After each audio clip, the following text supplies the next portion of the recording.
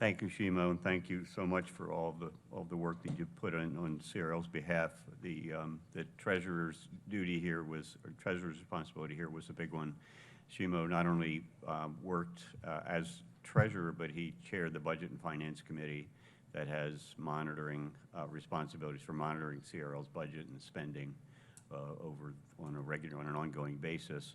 Shimo also worked with the Investment Committee, which has been the committee that directs and guides CRL's investment of its reserve funds. So, and those things all did quite well during Shimo's time at the center. We're now at the beginning of CRL's 8th decade. CRL was founded in 1949 when the U.S. higher education community was emerging from World War II and was actually sunk in a fairly significant post-war depression or recession. And the universities were struggling with accommodating not only a massive increase in population of students because of the GI Bill, but also an unlimited demand for information about all different parts of the world. There was, the U.S. emerging from World War II as a major world power, there was really no part of the world that wasn't of strategic interest to the U.S. in its containment of the Soviet Union and communism. So there was an enormous demand for primary source materials about different, that would help people's understanding in the U.S. of different world, different nations, different cultures. And so CRL was formed to deal with that, essentially. It was a big task, and it was 10 universities that pooled their funds to create a corporation, a nonprofit corporation that attacked or addressed the challenge of primary source resources for researchers. It became many other things during the course of its history, but it really continued and persisted as an organization that supports the accessibility and integrity of important documentation and evidence. So in 2009, 6 decades later, CRL had grown to be a community of communities of interest, as we put it. It's an umbrella organization under which Latin Americanists, Africanists, scholars of the Middle East, South Asia, Southeast Asia, pooled their expertise and their resources and began to develop collections. Not only develop collections, but more important, to identify at-risk documentation and evidence and ensure the survival of that documentation and evidence. That effort resulted in, over the years, the survival of several important bodies of evidence that, absent CRL, would not have survived. These include the transcripts of the Brazilian military trials in the 1960s and 70s that were just recently digitized by the Brazilian Prosecutor General's office and made the basis for restitution and proceedings, court proceedings and legal proceedings in Brazil. It resulted in the work with working with Cornell University and Yale University, the survival of the files from the Khmer Rouge that the Khmer Rouge abandoned in Cambodia when they evacuated, when they were driven out by the Vietnamese. And those files, the microfilm of those files, was turned over in evidence to a UN tribunal, UN Cambodia High Tribunal, in 2005. The literature of the anti-apartheid movement in South Africa was also collected and microfilmed under the CRL, under a project working under the CRL umbrella. So these are the kind of things that CRL has done, and that really shaped the organization that we had in 2009. In 2009, though, we figured we knew, CRL was a strong organization, important organization. We knew more scale was needed. We had 5 million volumes and volume equivalents in the CRL collections facility. In the 1970s and 1980s, and even maybe in the 1990s, that was a lot of material. In 2009, it was not a lot of material. It was small in comparison with the shared collections of the University of California. It was small in comparison to the shared collections of the RECAP group, Princeton University, New York Public Library, Columbia University, that those collections that they had brought together under one roof. So CRL needed scale badly, and that's a continuing issue, but we did proceed and make some headway on it.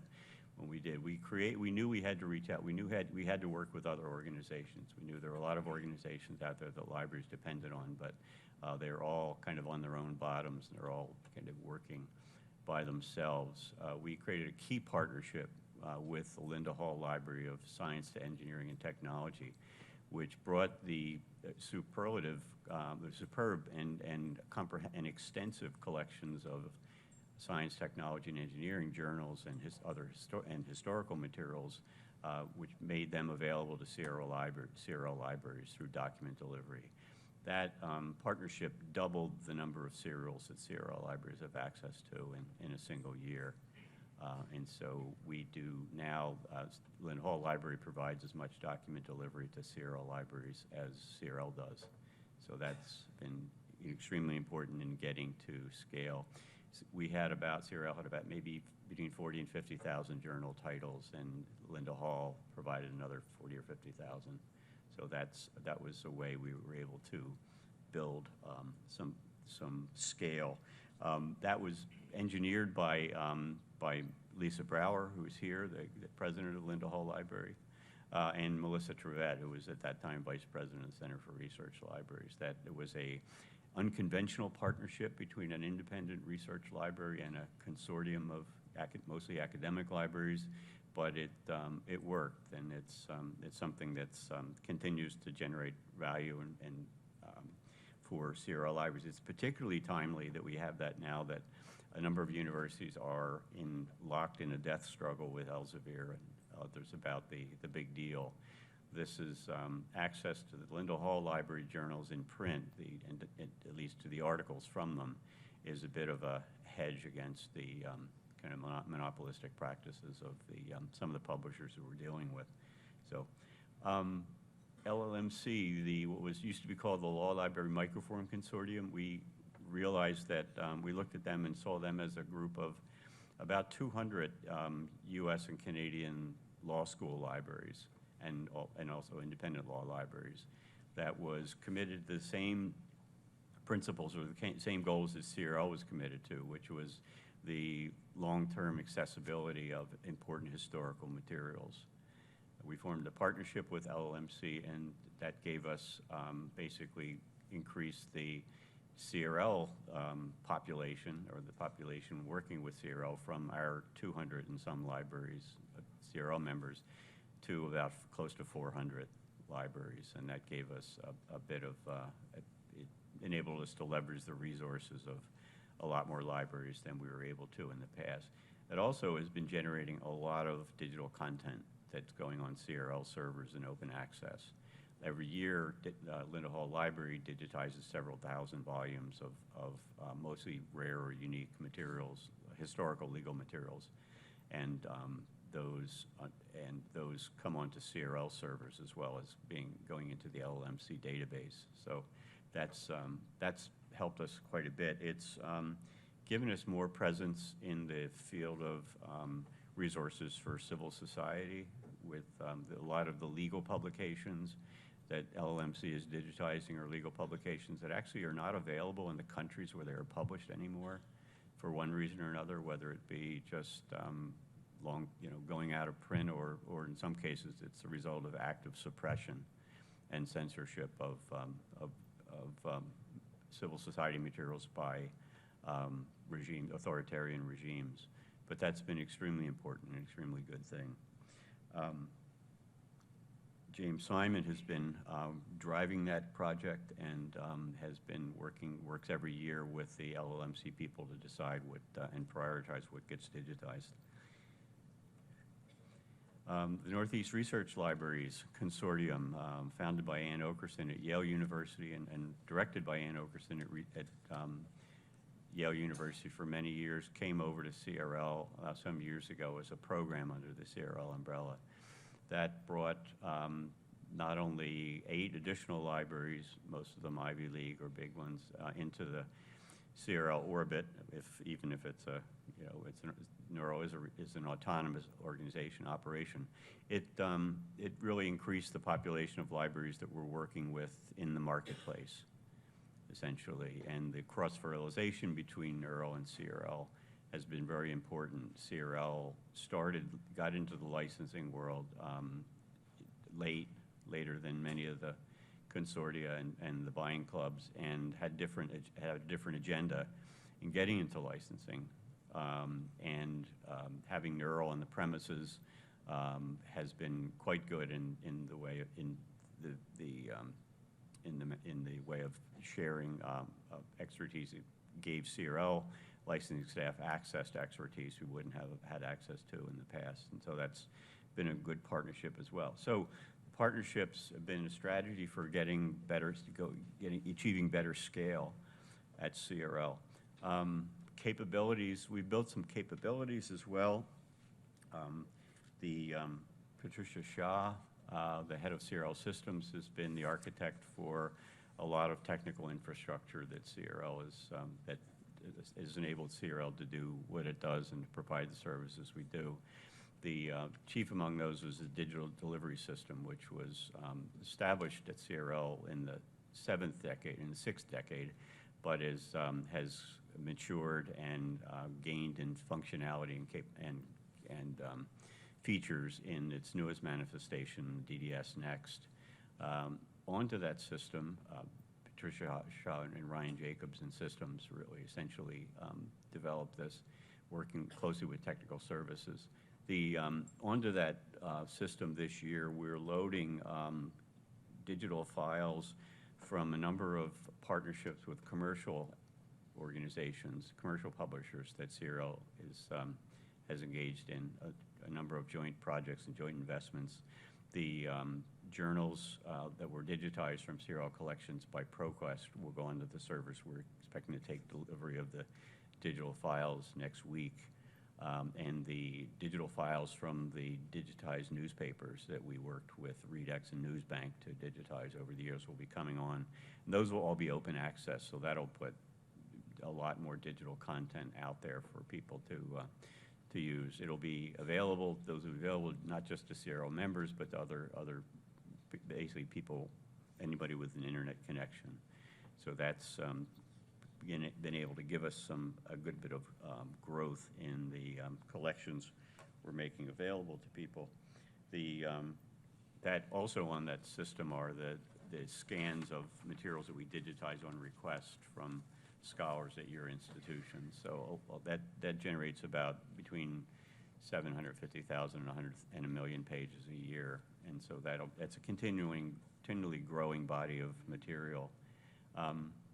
The paper registry, the Print Archives Preservation Registry, is something that was developed by CRL with California Digital Library, and has grown and evolved to be the major source of data on print serial holdings.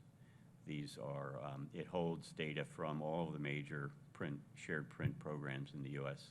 and some in Canada, and it's given us a knowledge base to use in mapping where shared print is in terms of ensuring the survival of and accessibility long-term of important historical serials. It's also been quite an important tool for the print archives themselves, and along with the Print Archive Network forums that CRL's been hosting at ALA twice a year for several years. Those forums are where the people that run and drive the major shared print programs get together and share knowledge, best practices, experience, and expertise. So that's been tremendously important. print collection analysis as well. Having access or being able to aggregate all this data from the different shared print programs has enabled us to be able to see patterns in what's getting preserved and more important, what's not preserved. We did an analysis recently of three of the major JSTOR print archives and found that there were significant holes in those, and that it gave us a blueprint for how to further develop a CRL's own JSTOR archive. And so that's been important materials. And then Amy Wood at Technical Services has really been the architect of those shared print data programs and the person running the collection analysis program. Licensing and database assessment. Licensing was something that CRL, as I mentioned, got into late.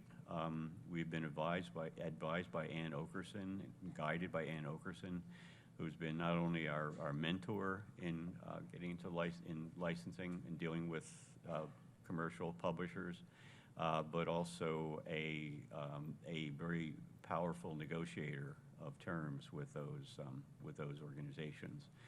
The licensing program CRL got into not because we were trying to reduce the cost of databases for libraries, although that was important. We got into it because, number one, most of the consortia out there were focused on journal and ebook database licensing, and there was a big gap there was really no collective bargaining being done with the large producers of news, economic, financial, geospatial, and population data, and that was a giant hole where things were happening in the market that were putting academic researchers at a larger and larger disadvantage. So we felt that we had to get into that.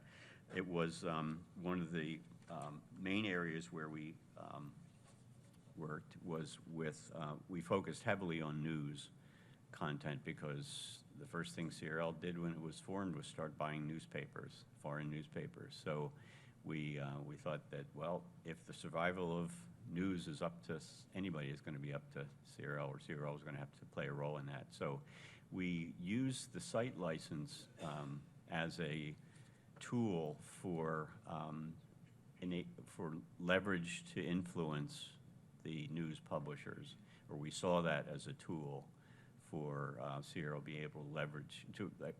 be able to influence news publishers. What we realized early on was that the electronic news is being preserved and will be preserved by the electronic news publishers and nobody else. That the web archiving programs do not do a good job of that. I mean, the web archiving technology does not adequately capture electronic news content. We also knew that the news organizations themselves had built enormous capability for the management of digital content, management, storage, and long-term curation of digital content. That the capabilities these organizations had built were unprecedented and not likely to be replicated in the library sector or in the archive sector. So we saw the site license as a way to engage the news organizations, and in a way that influences the way they take care of their content for the long term and the services they provide to scholars. The reason that the news organizations were different than the Elsevier and Springers and Wiley is because for the news organizations, academia is not their largest client. And so we were dealing with licenses and terms of use that were not well tailored to academic research, and that had to change. So that worked. At CRL, aside from Ann Okerson, James Simon, and Mary Wilkie were the people that really shaped the licensing program to be what it is today. It is a emerging program, but I think it's become indispensable to CRL and will be indispensable in the future. The E20 Platform and Forums, again, technology development. This was Patricia Shaw and Ryan Jacobs and Systems that built the E20 Platform, which is essentially a knowledge base on commercial databases and nonprofit databases, non-commercial databases as well. That's the piece on the web that we use to aggregate and share information and expertise about databases, of how good they are, how functional they are, what the terms are for use of them, that kind of thing. And so that's become a very big and well-used platform for sharing information so that member libraries can go into their own licensing arrangements with more knowledge and more data. The forums that we built onto that forum or onto that platform, the E to Z Errata forum every fall, is now a very useful source of information on the challenges of big data, the challenges of geospatial data, the challenges of news data, and the kinds of things that libraries have to do to support use of those kinds of data. So those have become a really important part of the CRL value. Okay. And the Global Collections Platform, just a new platform that was built by Ryan Jacobs and CRL Systems, which is, we piloted this year a platform to enable member libraries to, people at member libraries to help us prioritize what to digitize. So that platform is a place now where we put up proposals for digitization, and people are able to vote on them. And we rehearsed that with the area materials projects, a couple of the area materials projects this year, where I think it was the Middle East, Judy, Middle East and African materials projects that put their proposals in the platform and then voted and decided on their priorities for digitization for this year. So that'll get broader use as time goes on.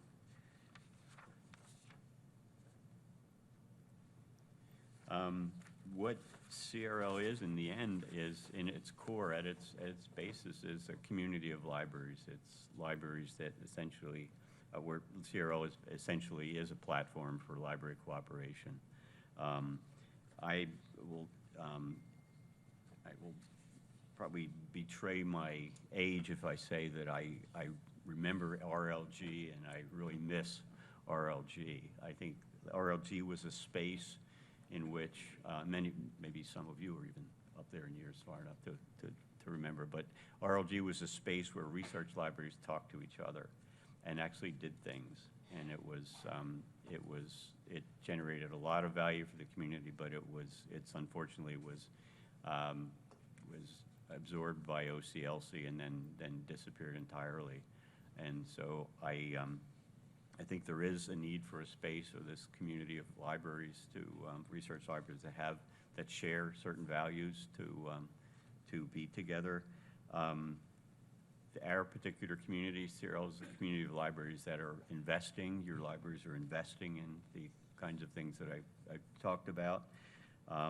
You're actually actualizing your commitment to preservation and to the prudent stewardship of resources for scholarship and research.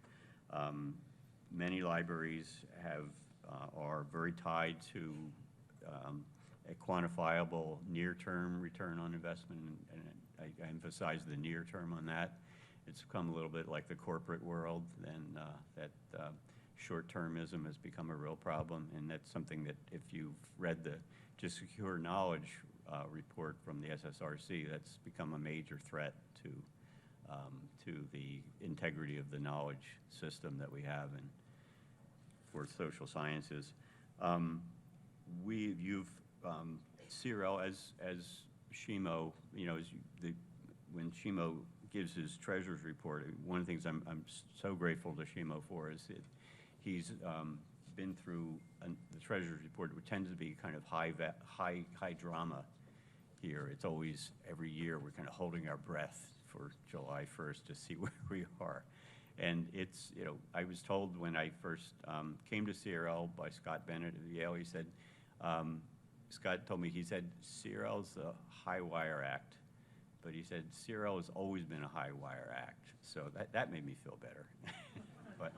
But it's true, it's very difficult to sustain an organization where the payoff is the survival of important material that may become really important 10 years from now, like with the you know, in 20 years or 30 years after we acquire it, like with the Cambodian materials, like the Brazilian materials, like the South African materials, and it's a difficult thing to measure with the tools we have to measure value today, or the tools that you're being asked to measure value with by your parent institutions. And so I think that your commitment to the CRL has been extremely important, and it will continue to be more vital. We are working very hard to, as I said, to diversify revenue. We've been able to, I say we, whenever I say we, I mean James Simon, to get commitments for the digitization of close to 5 million pages of foreign newspapers, first with the World Newspaper Archive, and then with the Hoover Institution collection that's the basis for the Global Press Archive, that generating interest in investing in particular projects and particular programs that are going to generate a lot of value for the whole membership is something that CRL's done and will continue to do and has to do, and has been very successful. The funding that we've gotten, the support we've gotten from major foundations has been an acknowledgement of the importance of what CRL does, and an acknowledgement of your support. There was nothing more powerful for me to say, nothing that had more impact for me to say in sitting in the office of a foundation program officer, that over 200 U.S. and Canadian libraries invest in CRL, invest 1/2 of 1% of their library materials budgets in CRL every year, and have been doing that since 1949. And so the support that we've gotten from the Mellon Foundation, which has been tremendous, and from the Carnegie Corporation of New York, from the MacArthur Foundation, from the NEH, from National Science Foundation, from IMLS, is really a vote of confidence in what you're doing with CRL. It's based on the fact that CRL is important to you.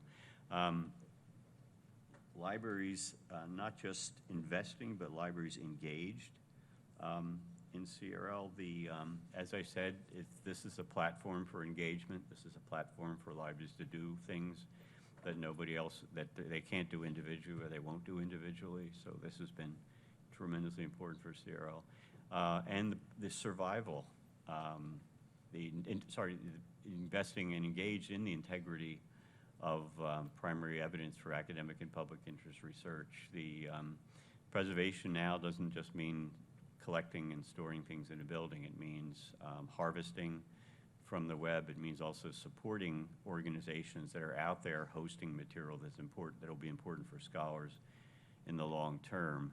We recently worked with the MacArthur Foundation to convene a group of NGOs in Mexico that were collecting and had collected testimony and evidence relating to the killings and disappearances in Mexico, the forced disappearances in Mexico during the drug wars, post-2006 drug wars. There's an enormous amount of documentation and evidence that's been collected by lawyers, by survivors groups, by police, by independent investigators out there, and that material, a lot of it is digital, and that won't wait for 10 years until things have settled down to be preserved. It's subject now to suppression. It's subject now to hacking.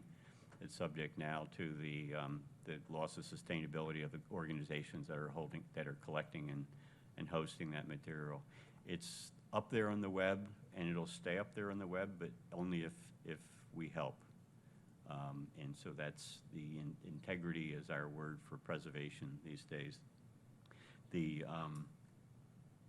accessibility long-term, if we found that microfilm being no longer the vehicle of choice for the distribution medium of choice for organizations, that we've had to put a lot into digitization and to hosting materials in digital form. And also for the very survival of primary evidence for academic and public interest research. There are a lot of forces out there that, and some of them were named in and described in the SSRC's To Secure Knowledge report, and which you'll hear about this afternoon in tomorrow's forum. There are a lot of threats to the long-term accessibility and survival of evidence. Some of those threats are the obvious ones: technology obsolescence or non-sustainability of the organizations that are in custody of that evidence. But even more are things like the privatization, increasing privatization of primary data and primary documentation. And that's an enormous threat that is a threat to the very the core of the academic enterprise, which is in its basic form is evidence-based and fact-based inquiry. So those are this is really what CRL is about. So thank you for being those libraries that invest in and are engaged in the integrity, preserving the integrity, accessibility, and ensuring the survival of primary evidence for public interest research. This summary is what what we've done in the past decade or so, what we've been able to accomplish and put in place at CRL. I've been really very privileged to be to help in shaping this decade at CRL, along with people like Virginia Steele, our board members, and the members of CRL staff. And so that 7th decade, I think we've done some good things and brought CRL to a fairly good point, but it's always a struggle. But the 8th decade is yours.